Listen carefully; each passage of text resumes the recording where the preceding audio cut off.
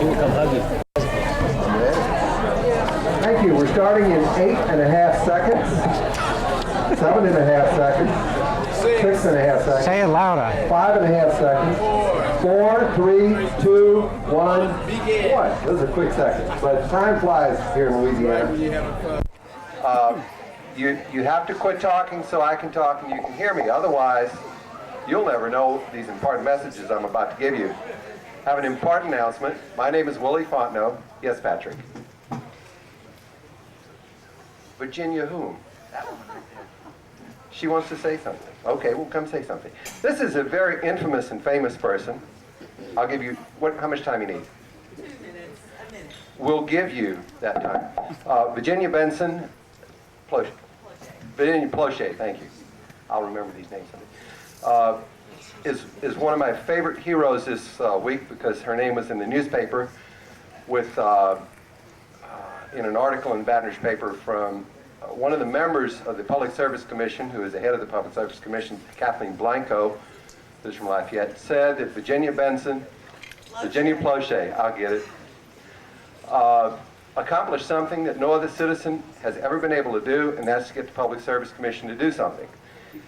She said that the head of the Public Service Commission said that the Public Service Commission is an extremely hostile forum for citizens, an extremely difficult place for citizens to get something done, but Virginia got them to adopt a statewide rule on the maintenance of right-of-ways by power companies, and that they have to have professional arborists, people who tell you how to trim trees, instead of mutilating all our trees. So come up real quick. This is locally, this is, and the reason it's important is because this is a fight that she took on a couple of years ago when the Gulf States Utilities accidentally went near her backyard and ruined one of her trees. It wasn't an accident, and she decided this is wrong. And a little lady named Ann Plettinger, now I've got that right, and a number of other people worked with her, and she kept saying, there's nothing I can do about this, I'll never succeed. And here she is today, winning this week. Well, I came really to thank all of you all because Lean was a big effort in this, and they intervened in this case, and Nanette Brown at the Tulane Law Clinic, and Bob Kewen first, and then he left, and then Nanette Brown came over and did a beautiful, filed a beautiful brief on behalf of Lean. Mary Lee has provided mailings for us through the years, and I want to tell you it was a really big success. No citizen has ever, in the history of the Public Service Commission, got a general order passed. And we didn't have any hope in the beginning, but I figured if we could get enough public support and all of the experts agreeing with us, we could get something done. Although I will say that a local reporter did call me flat-faced because I kept running into walls. And about a year down the road, he said, you know, Virginia, he said, what you don't realize, he says, you're playing with their bat, with their ball, in their ballpark, with their umpire. So I figured we just got to be quicker and smarter than them, and we did. And I've got to also thank the dedication of an attorney here in town who donated all his services for this free. And believe me, when you go up against every major law firm in the state and every company in the state, that is a real significant contribution. It has taken a real long time, but we got a vote Thursday 5-0 from the Public Service Commission on a very complete order that includes the utilities filing their programs, notifying people, using modern arboricultural techniques, having programs independent of contractors, and a number of other items. And these programs must be filed with the commission, and they must keep records, and line clearing costs will be considered in rate cases. Because if there's one thought I want to leave with you today, mutilation of trees is simply not cost effective. It would be one thing if it was cost effective, because many people out there have to choose between electricity and food, and electricity and medicine, and electricity and shoes for their children. But Now, with the mutilation of trees, it's actually cost you all more, and everybody pays for line clearing in their bills. So we hope we have an instrument here where we can at least get cost-effective techniques, and if we do, we'll have, healthier trees.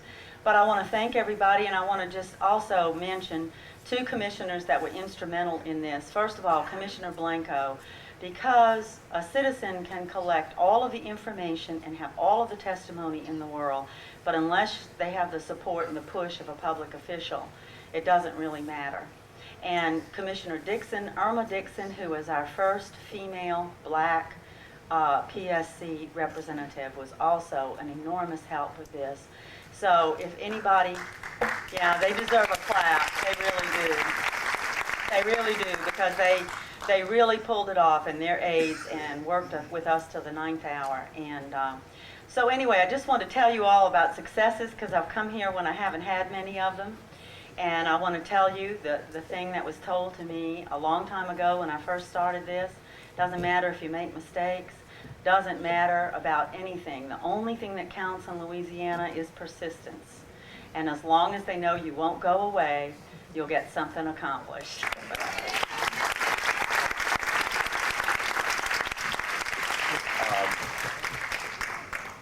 Yes. Thanks, Willie. I also had an announcement to share that. Let me. We've got a speaker here who's got very little time, and if you have an announcement, you can check with Mary Lee. And I don't. This has to do with. That's okay. It's okay.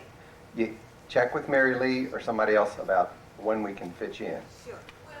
Yeah. If you want to make announcements right after here, and the video company will be making it before lunch, Barbara. We'd love to hear what you have to share, okay? Thank you. So just talk to me right now. Our speaker in this session is Jerry Poje, who I've known for quite a few years. Jerry used to have a program with National Wildlife Federation. You've heard of the Fortune 500 companies. Well, Jerry had a program where he listed the Polluters 500 companies and who are the biggest 500 polluters in the United States. And then he got hooked up with some group that was into green seals, where they would tell us what we could buy and use that might be healthy for the environment. He now works with the National Institute for Environmental Health Sciences, which is part of the Federal Health Department, and they deal with trying to figure out which chemicals and materials are going to be harmful to our health and all that sort of thing. But Jerry can tell you more about himself than I can, so without further ado, here's Jerry Poje. Thank you very much, Willie. I attended Michael Colby's session just before this, and he finished up with a poem, and I guess what I would like to do is invoke what I thought was one of the most stimulating aspects of the inauguration ceremony earlier this year, and that's when the very effective poet Maya Angelou read a poem that was very stirring. It was called I believe I got it right, The Rock, the Tree, and the River. And the poem wraps up at the end after having gone through all of these themes of where America has come from and how we needed to reflect upon what were the bedrock and environmental and cultural contexts of our society. And she asked everybody to do something at the very end of her poem. And I'd like you to do that now, to look each other in the eye. 3 of you together, 5 of you together. Look each other in the eye and say, "Good morning." Good morning. Right. Still awake, but I think it's saying something to each other. I've had the pleasure of being invited back again to a lean conference. It was about 5 years ago that I came down here as a toxicologist working for the National Wildlife Federation. And when it was announced I was a toxicologist working for the National Wildlife Federation, quite a few people in the audience treated me with an enormous amount of skepticism, saying, "What do you have to tell us about the environment here in Louisiana when you're coming from an organization that's located in Washington, D.C. and has on their board waste management and quite a few other people who we don't really cotton to in this land?" I said, boy, that was very stimulating. Put off a little bit, but it was stimulating nonetheless to see the healthy skepticism that people brought to their meetings, wanting to challenge the expertise that was being elevated to a podium. I said, well, that's great. I got over that hurdle, but Mary Lee has invited me back again. This is really wonderful. I'm coming home to Louisiana, to so many friends that I've met over the years. And last night, Willie Fontenot says, well, gee, will you do me a favor? He says, I need to get driven home, and I'm going to have Jeanette Tate do it. Will you ride in the car with her so she'll have some company to come back to the hotel here, and just so she gets to have two people studying the roadways late at night? So I said, sure, Willie, that'll be fine, that'll be fine. Just bring me over. He brought me over to Jeanette. He says, Jeanette, this is Jerry Poje. He's an expert from Washington, D.C., and he's going to come with us to ride in your car. He says, wait a second, I have to go upstairs to get my pistol. I said, man, people are not only healthy in their skepticism, but now they're armed. Jeanette's a wonderful person, and she didn't threaten me at all.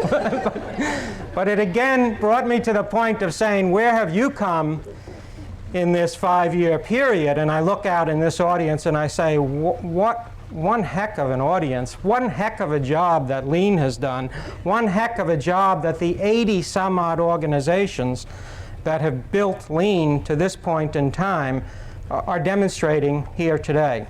I think you all deserve to give yourselves a round of cheers. You all need to say good morning to each other in a sense that says we're hopeful for what we're going to do in the next couple of years.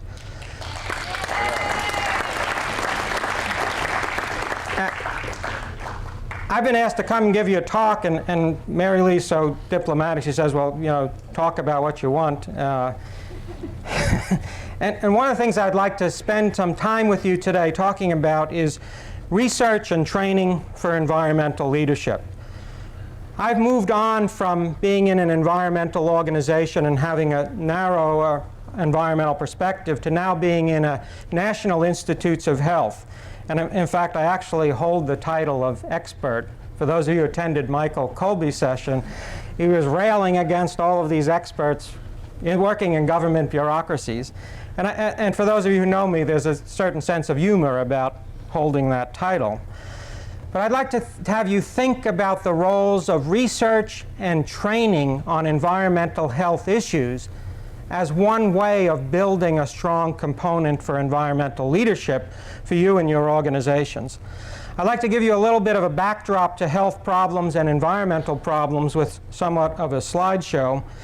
And then I'd like to introduce for you the National Institute of Environmental Health Sciences to get people thinking that there are multiple federal agencies that have some roles in playing on the backdrop of environmental health issues. Because one of the things that I've started to learn and think about in the past several months has been the disparate but important players that are out there at the federal and at the state levels that oftentimes aren't considered when there's an environmental health problem that needs resolving. And then finally, I'd like to alert you to what I would hope to be a very important national symposium coming up in February on health research and needs to eliminate environmental injustices. So if I can beg your forgiveness for turning the lights low and giving you a chance to nod out a little bit.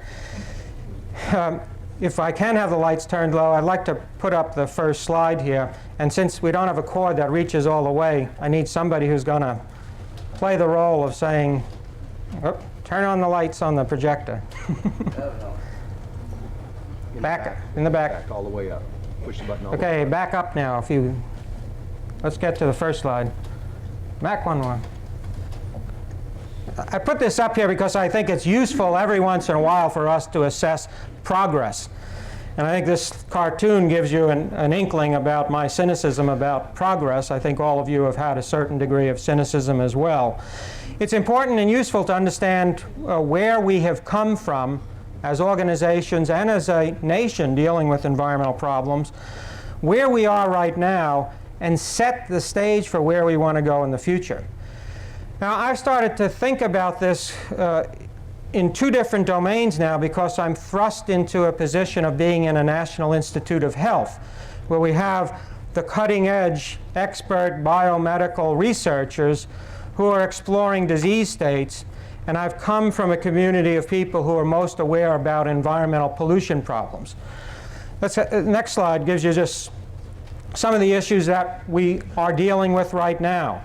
Urban environments with power plants and other gasoline-burning automobiles have caused our cities in particular to be filled with urban smog problems, carbon monoxide problems, particulate problems, nitrogen oxides, low-level ozone, and we have an environmental community that's been very diligent in monitoring the levels of those kinds of pollutants.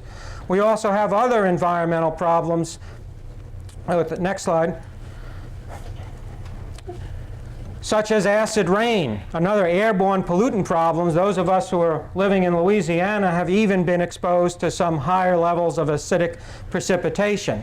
So we're starting to understand how some of this material flows in the long-range transport and realize now that acidified precipitation in and of itself is a problem, but also because it rains down upon a landscape that has toxic metals, it liberates those toxic metals and puts them into the waterways of this country. So two problems that result from this one pollution source. And then if you want to take it to another level of a picture, next slide. Here's a 4-month snapshot of the South Polar region of the globe. Take yourselves, move down out into space and go down to the bottom of the planet and look up at the Antarctic continent. And what you're looking at here are 4 different renditions of measurements that were taken by analytical instruments during the periods of August through October of 1987. And what you're looking at is the continent of Antarctica, and the white dots that you see emerging in these pictures sequentially is the opening up of the hole in the ozone layer over that Antarctic continent. Now we understand that that's been brought about by persistent chlorinated compounds being elevated up into the stratosphere now becoming another Superfund dumping ground. This is a problem that this year is now being assessed and measured in mid-latitudinal regions of both the northern and the southern hemisphere. So it's not something that is confined to Antarctica, but is actually being played out in the northern hemisphere where high population densities are. A great concern because of the hole in the ozone results in increased incidences of UVB radiation, which can cause skin cancer. Next slide. Quick look and see at some of the water pollution problems. Those of you in Louisiana have been subject to reporting about the toxics release inventory. You understand that your state has ranked up in the top 5 in water pollution for the last several years. Self-reported releases announced by the toxics release inventory. Next slide. Drinking fish food quality has also been raised as a national environmental pollution problem. In the Great Lakes Basin, we've had a number of fisheries be shut down. Women who intend to become pregnant have been asked not to consume any of the large, long-lived trout species in parts of the Great Lakes Basin.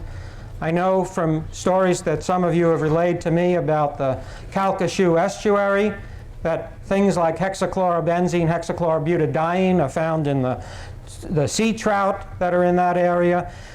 We also have similar problems of persistent chemical pollution in fishes all along the Mississippi drainage basin. Next slide gives us just again a quick call to mind thinking about drinking water quality. Many of you have been working on groundwater contamination problems. The groundwater that supplies your personal drinking water supplies, either for your individual wells or for your community's wells.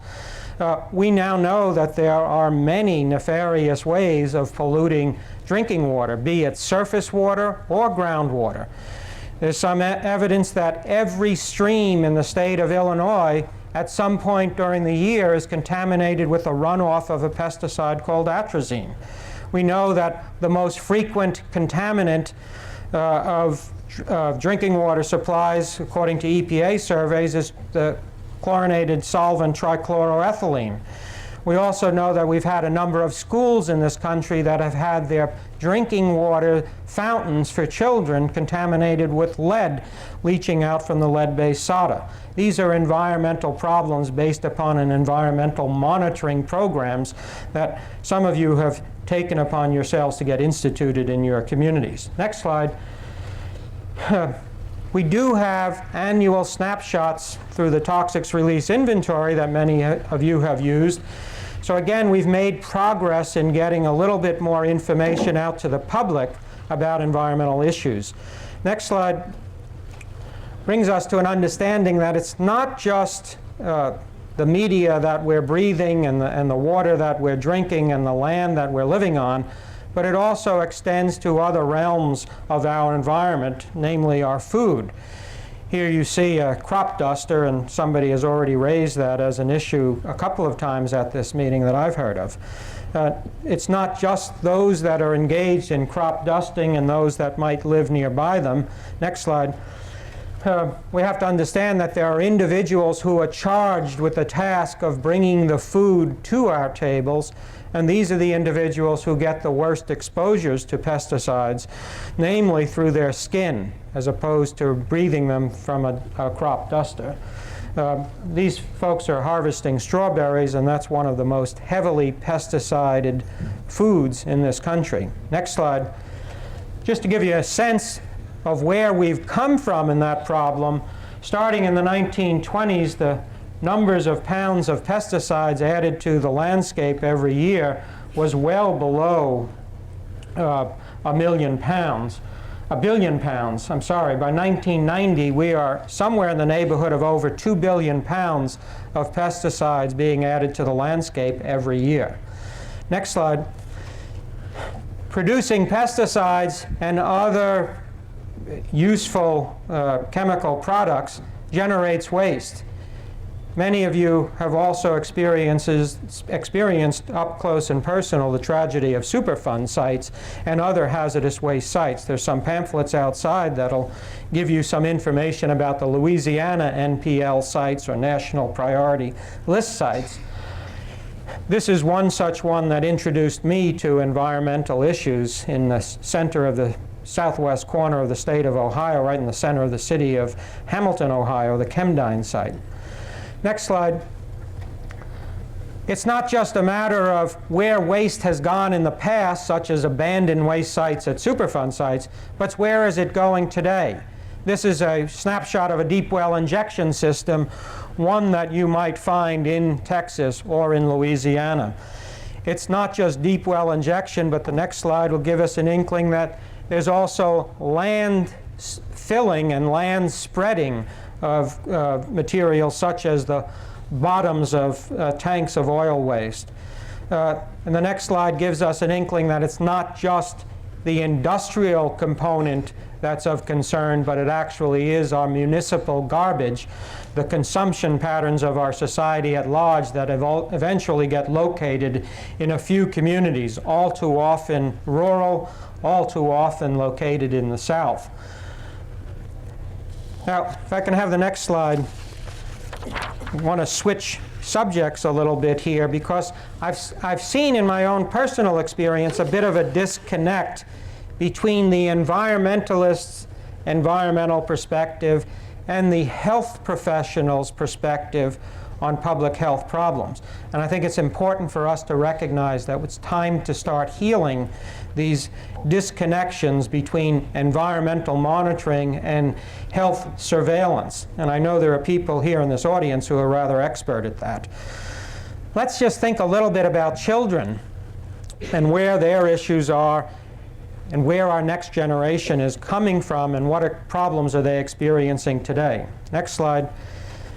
I'd like you to start thinking a little bit about the statistical databases about disease prevalences, disease problems in children in the United States.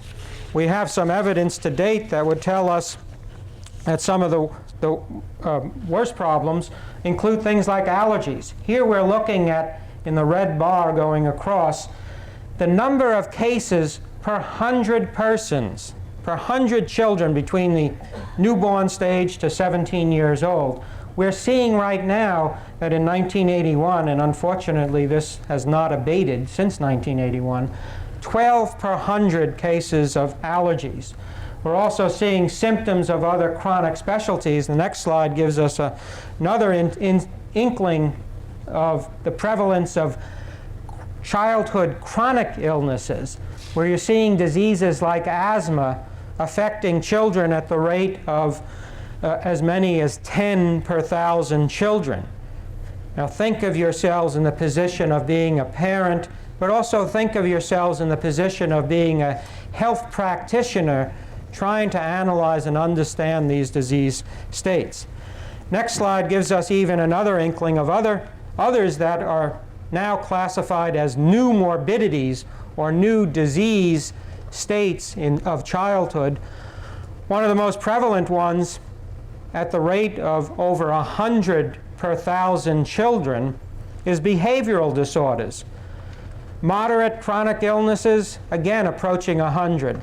Lead poisoning, the first time you've seen an explicit environmental health problem, one that has an explicit causative agent that's found in the environment. Lead poisoning is affecting children at the rate of over 80 per 1,000 children. It's been estimated that by the Housing and Urban Development branch of the government, that there are over 57 million housing units in this country that are now contaminated with lead-based paint. Somewhere in the neighborhood of 12, did I say 57 million? I meant to say million if I didn't. Well over 10 million of those are in such a condition where the paint is flaking, where there is a dust-related problem with this lead-based paint, and where children are living, that this is an acute poisoning problem that's being presented to our society. So this is a serious amount of our next generation that's at sizable risk of the diseases associated with lead poisoning. At the highest levels, there can be children going into coma. There's a few weeks ago when I was at a meeting, somebody was telling me about a child in New York City that has an acute coma situation from lead poisoning. At lower levels, though, we have the most nefarious aspects of lead. It's been classified by some people as the silent killer, because you have children whose intellectual development is going to be eroded because of their exposures to elevated levels of lead in their environment. Next slide gives us another inkling of the problems that we should be confronting as a community concerned about environmental health. And this is the disproportionate impact on health problems between the more mainstream middle-class America and the lower income portions of America. We're seeing that the frequency of health problems in low-income children compared to other children are much more severe. Low birth weight, double the incidence in low-income children. Lead poisoning, triple the incidence in low-income children. Childhood deaths due to diseases, triple to quadruple.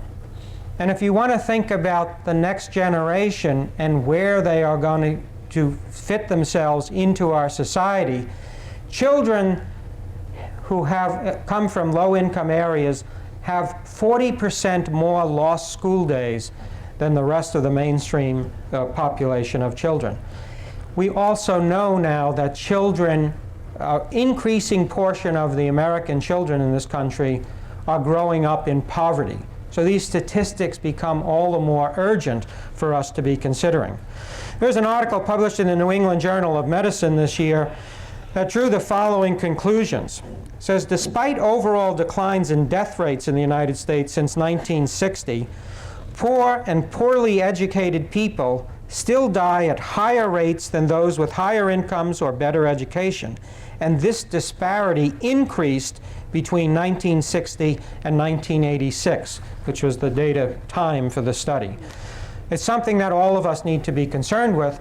However, I will sort of point you to the direction that many of the physicians, nurses, professional biomedical researchers dealing with diseases do not have the wherewithal in their training to make the environmental connection to those diseases.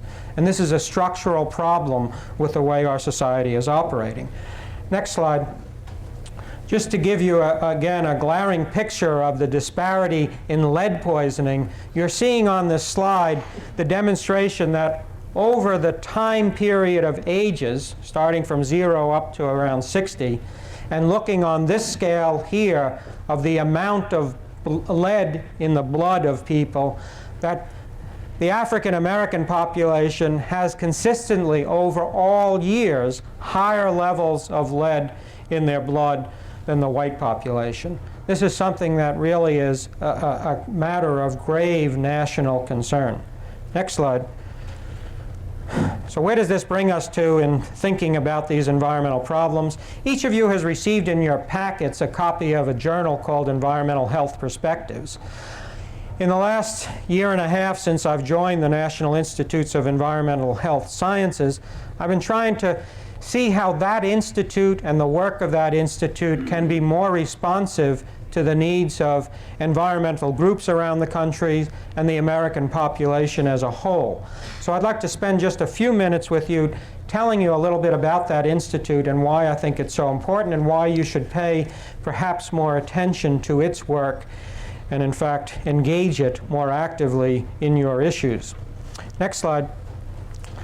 NIEHS has the major role in the federal government for doing biomedical research and training in environmental health questions. As such, it represents sort of our national investment, our taxpayers' investments in generating both the research data as well as training people to understand the environmental health consequences of some of our societal practices.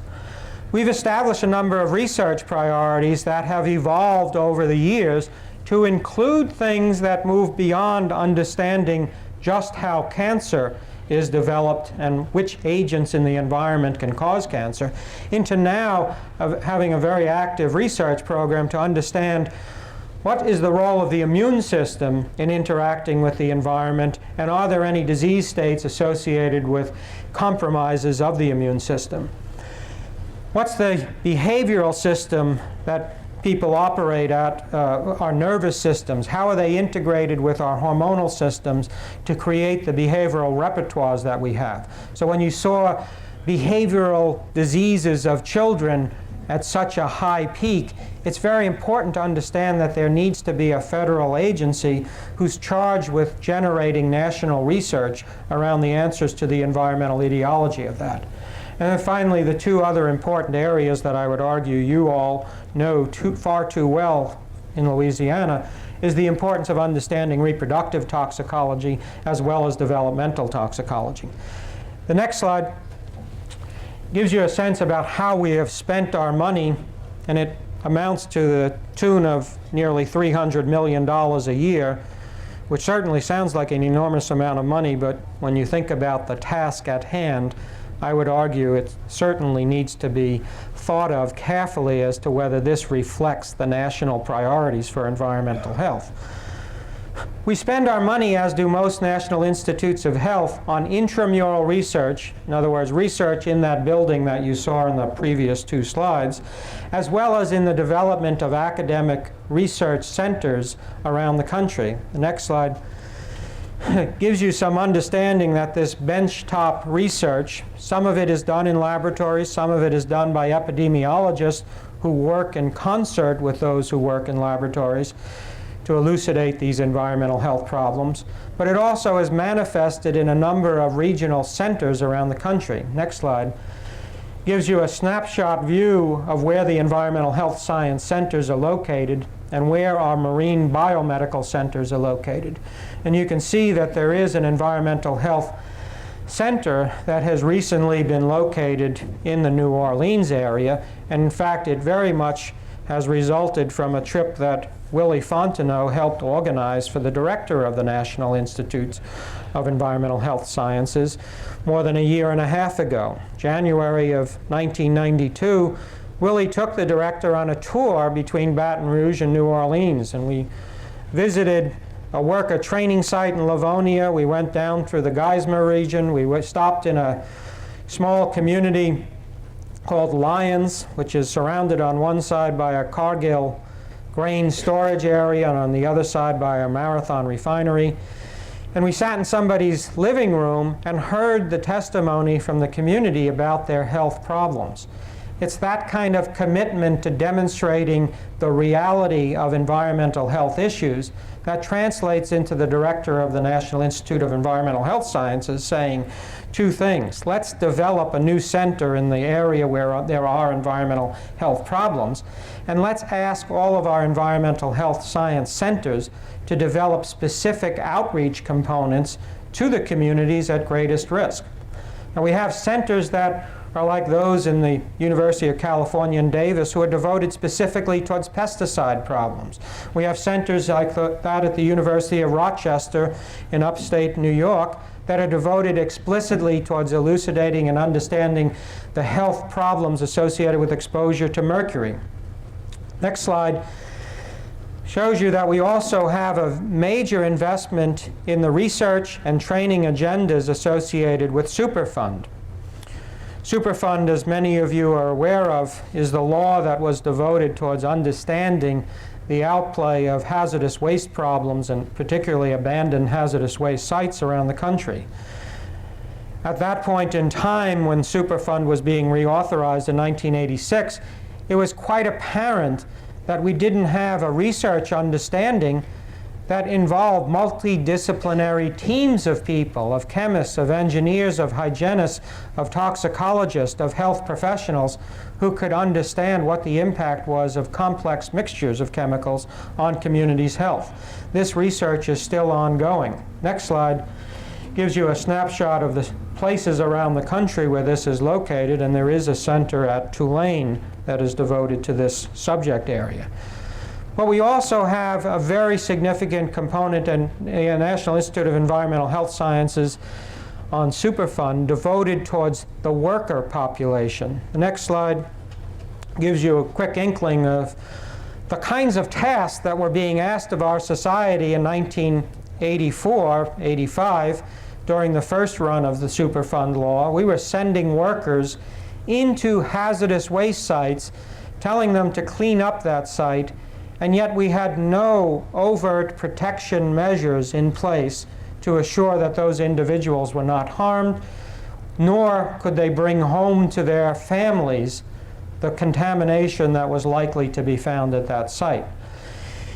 Since 1987, NIEHS has trained over 250,000 workers through a grants program that's administered through unions such as the Oil, Chemical, and Atomic Workers Union, and through academic institutions that has, what I believe, carved the cutting-edge approach to adult education on environmental health issues. Workers can get as much as 40 hours worth of full-blown training on the hazards associated with dangerous materials, as well as on the personal protection measures that they might want to evoke, as well as their rights as workers in dealing with this kind of a workplace issue. Next slide gives you one other key example that I would like to alert you to that NIEHS has played, and this is that we operate what is called the National Toxicology Program.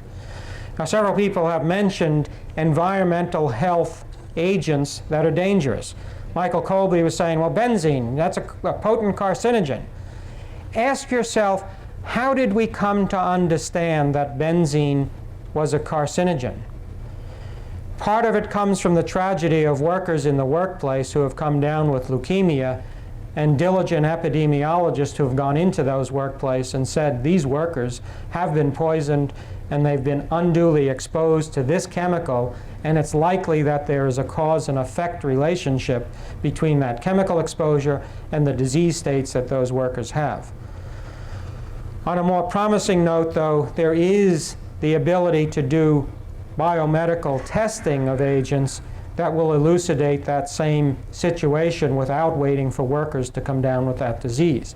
The National Toxicology Program, which involves multi-federal agency involvement in setting its agenda, both regulatory agencies like EPA, like the Federal Food and Drug Administration, like the Occupational Safety and Health Administration, but also research or service agencies like the Center for Disease Control, National Institute for Occupational Safety and Health, and the National Cancer Institute, set an agenda for testing of chemicals that are likely to pose high risk to population. Next slide gives you some inklings about where that program has gone. This is an annual count of the numbers of chemicals that were initiated for assessment as to whether they could cause cancer. Those tests take many years to complete. In 1981, 50 such chemicals went on test. By 1992, we were down in the neighborhood of 5 going on test. Nobody should take from this the conclusion that we've run out of all the appropriate chemicals to assess for carcinogenicity. Nor should you take from this that carcinogenicity is the only test endpoint that we should be concerned about. But I urge you to put into your bag of tricks in thinking about how you best improve the environment for yourselves of the importance of national testing programs which alert you to the hazards associated with the chemicals in your environment. Without doing some of this basic biomedical research, you're not going to even know that benzene is a very harmful agent until after the fact. Next slide gets us to one of the issues, one of my favorite slides. Who gets to control the words expert? Now, if you ask me for my business card, I'm going to give it to you and it's going to see the word expert on it. That's because there's a technical title in the National Institutes of Health that I'm working under as a specific title. I would argue with you that if you buy into that as being the definition of expertise, you are underselling yourself and your communities. I think this is the issue that is up for debate constantly, and you have to be constantly vigilant to make sure that you are vesting within yourself and within the members of your groups the expertise to help broker the decisions around these environmental health hazards. Why is that so important? Next slide gives you sort of one inkling as to why I think it's so important. If you could lower that just a little bit to get the title up on top. This is where we were in 1947 in an advertisement that came out in Time magazine. For those of you in the back who can't read it, there's a lovely picture of a 1947 housewife with a cow and with an apple and a Mr. Potato Head and a little chicken and a dog dancing under the ditty, DDT is good for me. Not one health professional was standing up in 1947 saying, how dare they? Not one environmental agency person was standing up in 1947 saying, how could you say this? How dare you? Nobody was being asked for verification of this information. We were just buying into what had been thought of as a miracle material for increasing food production. In 1993, if you were attending the last session with Michael Colby, he held up a press announcement about a research study that Dr. Mary Wolf at Mount Sinai had released earlier this year, in which she went to a database of tissue from women from all over the, I believe it was the New York area, and analyzed the fat in that tissue for chemical contaminants, and then looked at the way the women who had donated that tissue had developed health problems. And specifically, she was looking for the way women went on to develop breast cancer. And she made the connection that higher levels of DDE, one of the major breakdown products of DDT, correlated very well with the higher incidences of breast cancer. That research has proven to be political dynamite, and it spawned the next generation of studies that is going to characterize other chemical agents and their ability to cause cancer. I think it's a cautionary tale that we all need to think about. Dr. Mary Wolfe needs to be able to do the studies that's going to raise this concern to a higher level of public consciousness. There are many people out there who still believe the only problem associated with DDT was that it caused some damage on eagles and other kinds of raptors. We are now understanding after the fact that this chemical, which is no longer being licensed for use in the United States, and it's important you recognize that last statement, in the United States, that material is still in the United States environment. And it's important that we not lose sight of lead, which has been banned from the use as an additive in gasoline, is still in soils in urban areas that had automobile exhaust. And lead, which has been banned from the use in paint, is still found in 57 million housing units. And we still have children with lead poisoning problems. And it's important to understand that in 1993, the Housing and Urban Development Department of the United States was setting a task of $92 million being put out to public housing entities around the country for lead paint abatement demonstration projects. And it's important to understand that we still do not have clear understanding as to what is the best and safest way for removing windows that are painted with lead-based paint. There still is a research agenda in front of us, and those of you who are concerned about health for your communities need to bring in the researchers, the physicians, into the environmental health questions. If I could have this turned off and just bring up the lights, I want to alert you to one other thing that perhaps will be a ground for exploring that issue. Somebody want to bring up the lights? Great. If we could have that shut off. So where do we go from here? In 1994, February 10th, 11th, and 12th, the National Institute of Environmental Health Sciences and several other federal agencies, in partnerships with community-based organizations, is going to hold the first national symposium on environmental health research and needs to eliminate environmental injustices. It's very important that you think of this conference and the way it's being organized as a way for developing a national strategy to address these environmental health issues. We hope at that meeting to have a full-blown discussion about the specific research projects that need to be engaged in a number of communities around the country. We hope also to address education and training issues. It's been known for a number of years right now that on average, physicians during their training get 6 hours worth of information about the environment.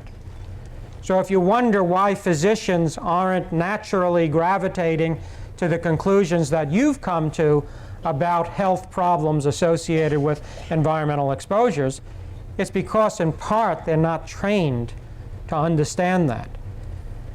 Nurses are in a similar category. They're not trained to understand the environment as an issue. And community groups and decision makers in your communities similarly are not trained to understand the information that you've seen up here.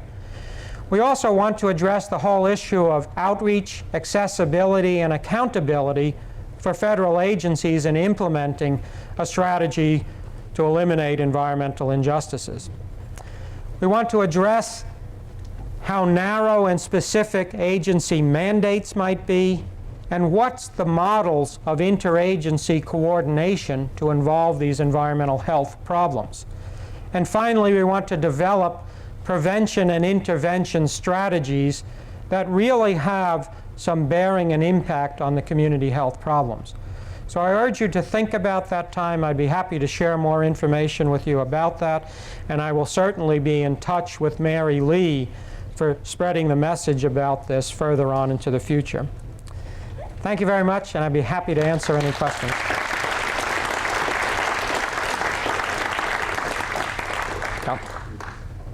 1, 2, and 3. What is being done as far as the high levels of lead in, say, municipal or medical incinerator ash, and as far as the communities that where the ash spills are near, and so forth? Yeah, the question has been what's being done about the high levels of lead in municipal incinerator ash in communities. And I think there might be people in this room who could answer that. I haven't followed the regulatory approaches for dealing with the ash contamination problem, but I would suggest Paul Conant might be able to tell us quite a bit about that. Very, very quickly, it's very disturbing indeed, because the industry knows that if they have to treat that as hazardous waste, it's the end of the industry. There's tremendous effort up front to try and use this ash, beneficial use, recycling. They want to pave roads with it. They want to make blocks to put into the sea. And it's Kafkaesque to go to great lengths to capture the metals in air pollution control devices and then spread them around the environment once you've done it. And you mentioned lead in paint. We have a situation where children today are being poisoned from activities which took place maybe 20, 30, 40 years ago. The same thing could apply to the concrete blocks. If you put lead into concrete using fly ash from municipal waste incinerators, where are those concrete blocks going to go? What happens to that house or that building when it's broken down? You get dust. And so that dust will go back into the children's lungs. We don't seem to learn. And the same thing applies incidentally, and I think this is probably a problem in Louisiana, with the use of hazardous waste in cement kilns. Now they have this lovely term about recycling the fly ash. They capture the toxics and the air pollution control devices and recycle it back into the kiln, which means that there's only two places for those toxics to go. Either they go into the air or they go into the product. So again, you're going to get the lead and the arsenic and the chromium and the cadmium in the concrete that these people are going to be selling around the country. I dare say Paul will have a little bit more to say about this in his session.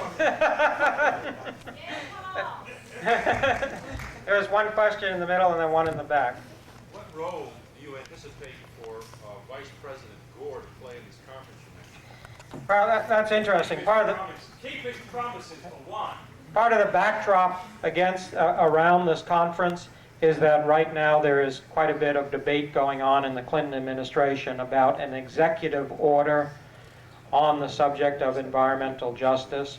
This pretty much is growing out of the evidence that came out in a National Law Journal article not too long ago, which indicated that there was a great disproportionate enforcement program in hazardous waste statutes between high-income and low-income communities and in communities of color. It's the thought that if this executive order is written, it will ask every federal agency to redress its impact on environmental injustices. And so that's another reason why you might be interested in this conference, because there might be more fluidity in federal bureaucracies to redress this presidential executive order. We anticipate that the Vice President might be likely to speak at this conference, but he hasn't been officially invited yet, and therefore I can't tell you whether he will be there. Yes? Do you know if there's any research going on about the health effects of pesticides and the long-term health effects? And if so, where can we find out about this research? Well, there's quite a bit of ongoing research about health effects of pesticides. In fact, last year, Senator Harkin was able to issue a specific provision in an appropriation bill that was addressed to both EPA and to the National Cancer Institute and to the National Institute of Environmental Health Sciences to initiate what I believe will be somewhere in the neighborhood of a $15 million study of farmers, primarily in Iowa and in North Carolina, to look at their health status and their exposures to pesticides. This study is a prospective study, meaning that people will be analyzing the environmental exposures, monitoring the amounts of pesticides in the environment, and then looking at the health outcomes of farmers over time. In other words, how healthy are you now? What are you like 2 years from now? What will you be like 3 years from now? And that's perhaps the largest pesticide health study that I'm aware of to date. There are a number of other studies that have been conducted around pesticides. Some of them are rather startling and revealing. In fact, the state of California's Department of Health had recently study around the large spill of a pesticide called medam sodium when a railroad car fell off its siding and went into the river, Sacramento River near Dunsmuir. And they came to the conclusion that the community in Dunsmuir had a higher incidences of miscarriage that could be associated with that pesticide. We mentioned the issue of breast cancer and pesticide residues. A very strong coalition of women with breast cancer and survivors of breast cancer, relatives of and friends of women who have had breast cancer, made a very concerted attack on the budget process last year and forced the hands of legislators to commit $200 million worth of money from the Department of Defense budget for investigating the causes of breast cancer. I say that just to give you some inkling as to the powers of a grassroots group to change the direction of budgetary priorities. Because right now the Institute of Medicine is soliciting proposals from researchers around the country to begin a very active research program into the causes and development of breast cancer. No, I'm sorry, you've got one. Yeah, I'm sorry. I have a question also about current research on organotins, organomedics in general, but they seem to be used a lot in anti-fouling paints, which of course all along the Louisiana coast, a lot of recreational boats.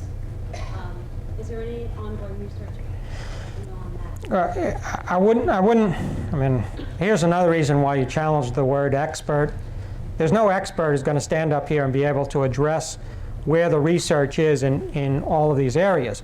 What we do have access to, and I could make available to you, is the library research capacities at the National Institute of Environmental Health Sciences for doing a literature search of what has been learned to date about organotin.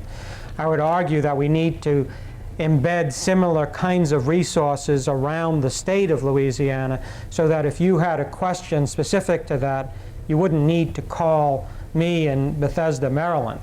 In fact, I've been told that the National Library of Medicine has funded a project at Xavier University for the librarians there to be trained in doing retrieval of research information about environmental health hazards, and I'd be happy to put you in touch with the individuals there who could help you.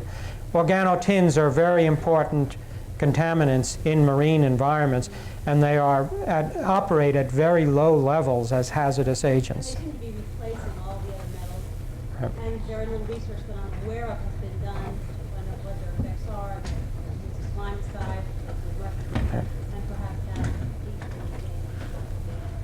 One last question? More. Florence? More than we have to stop. And you can corner Jerry. There's no question that the science has and can play a very, very important role in helping us in these environmental struggles by giving us good sound knowledge.